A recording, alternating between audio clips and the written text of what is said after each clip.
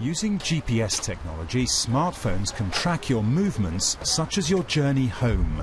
By knowing exactly where you are, your phone can keep your heating switched off until the moment you need it. When you're an hour away perhaps, the system begins to come to life. Knowing when you're likely to arrive and taking into account the forecast temperatures, the boiler gradually ramps up. The phone will then sense your actual approach, so that by the time you come through the door, the house and the hot water are warm.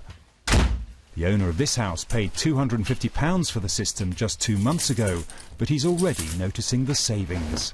It's saving us, I think, probably about 20 to 30%. It's difficult to say as yet because I haven't actually had a full quarterly bill, but I've worked it out based on the daily figures that it gives me.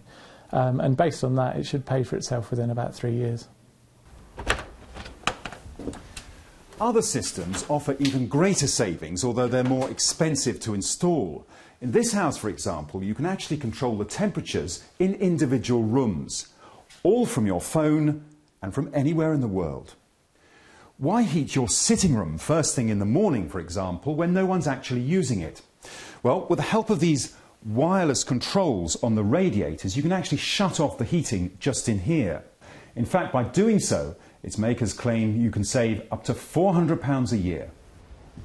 Independent experts say such savings are possible, but mostly for people who live in large properties.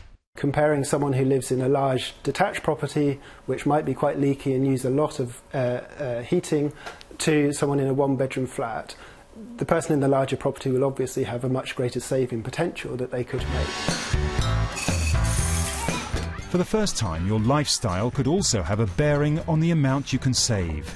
The more you're away from home or the more hectic your schedule, the bigger your savings could be. What the adverts do not say is that more basic green measures can save you just as much. So best to do those first and then consider this technology.